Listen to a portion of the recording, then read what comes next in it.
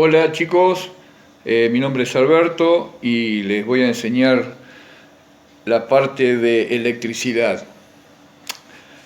Espero que todos se encuentren bien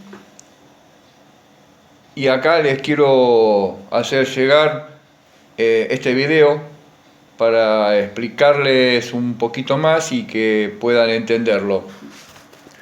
Vamos a corregir mejor la imagen. Perfecto. Entonces, yo les había comentado antes en el otro video de lo que era la ley de Ohm. Bien, para empezar y que yo les pueda enseñar lo que son las leyes de Kirchhoff, primero tenemos que tener en claro de lo que es un circuito básico con una sola resistencia. Cuando tengo un circuito simple con una sola resistencia, aplico la ley de Ohm. ¿Por qué? Como tengo una sola resistencia, significa que todos los valores son totales, o sea que son únicos. Pero ¿qué pasa?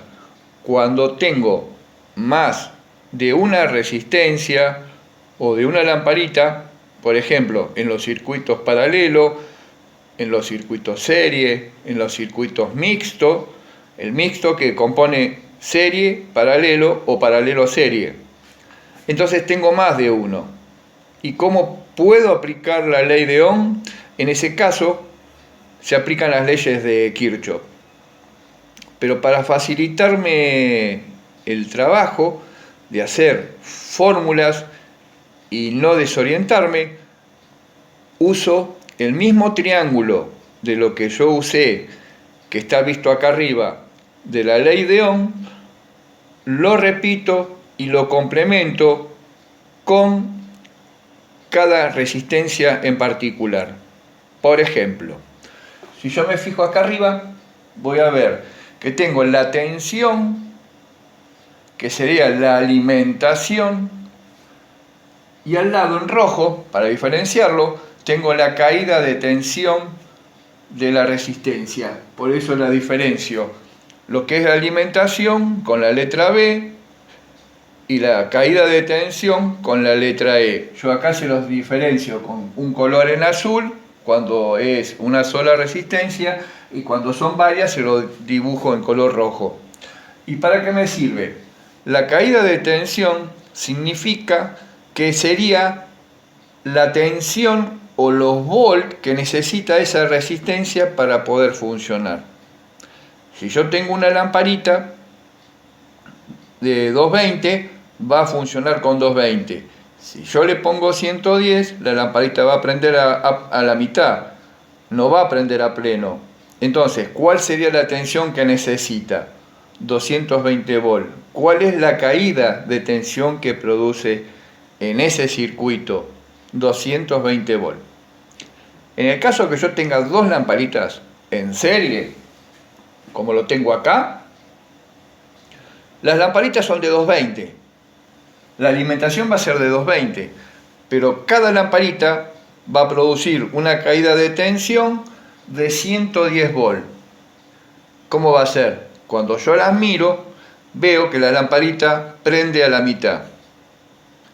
Eso me demuestra de que la lamparita está funcionando con la mitad de la tensión que necesita.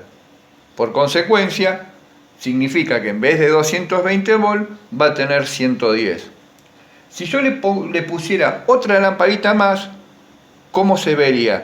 Se vería mucho menos la intensidad de la lámpara. Si yo quiero hacer las cuentas, divido los 220 volts, que es la alimentación, por la cantidad de lamparitas, que serían 3. Entonces me quedaría algo de 70 y pico de volts. La lamparita funciona con 220 volts, pero la caída de tensión que produce cada lamparita en este circuito va a ser de 73 y pico de volts. Espero que se entienda eso. Lo que es alimentación, que es la alimentación total, y lo que es la caída de tensión de cada elemento que está en el circuito.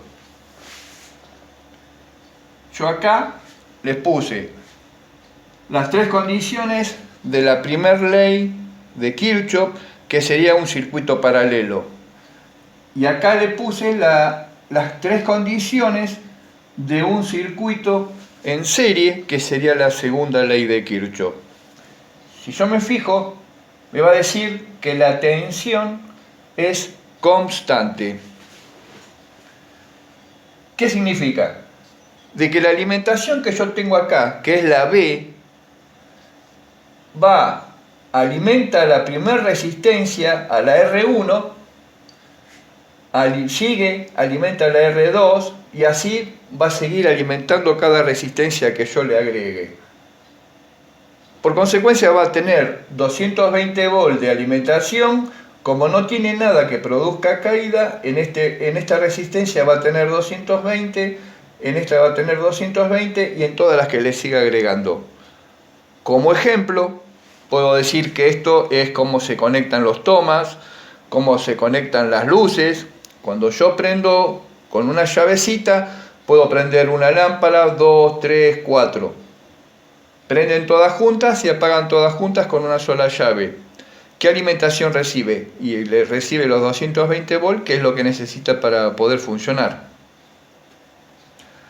La segunda condición me dice que la intensidad total es la suma de todas las intensidades que pasa por cada resistencia. Para hacerlo más fácil y que se entienda, yo acá les hice un dibujo donde yo pongo un amperímetro, que es para medir el consumo, y le pongo una resistencia que me consume 1 amper, una lamparita que me consume 2 amperes y un motor que me consume 7 amperes. Entonces yo me fijo en la segunda condición, que me dice que la intensidad total es la suma de todos los consumos, que es el consumo de la resistencia, de la lámpara y del motor. Entonces yo lo escribo acá: la intensidad total es la suma de la intensidad de la resistencia, se los hago así en símbolo para que se entienda, más la intensidad de la lámpara, más la intensidad del motor. Entonces pongo los valores, que es 1 amper, más 2 amperes, más 7 amperes. Y en total van a ser 10 amperes.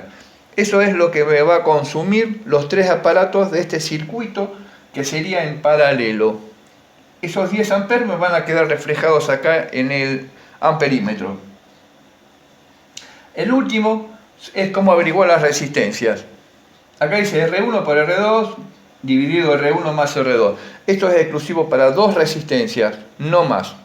Dos resistencias solas. No es R1 por R2 por R3 dividido R1 más R2 más R3 y seguimos agregando si tuviera más resistencia, porque la fórmula así no funciona.